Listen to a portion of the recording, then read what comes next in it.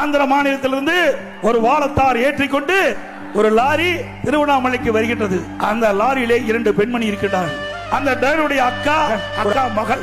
உடனே காவலர்கள் 2 பேர் அதை தடுத்து நிறுத்தி சோதனை செய்து இந்த 2 பெண்மணிகள் யார் என்று விசாரிக்கின்ற பொழுது அந்த லாரி டிரைவர் குறிப்பிடுகிறார், சாமி தரிசனம் செய்ய என் குடும்பத்தை சேர்ந்த அக்கா மகளும் அழைத்து வந்திருக்கிறேன் என்று குறிப்பிடுகிறார்.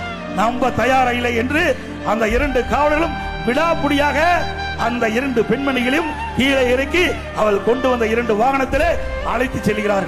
மக்கள் நடமாட்டம் இல்லாத பகுதியை பார்த்து அந்த தாயின் கண்ணெதிரே அவருடைய மகளை கற்பழித்திருக்கிறார்கள். இது மன்னிக்க முடியாத சம்பவம். ஒரு தாயின் கண்ணெதிரே தன் மகளை கற்பழிக்கிறார்.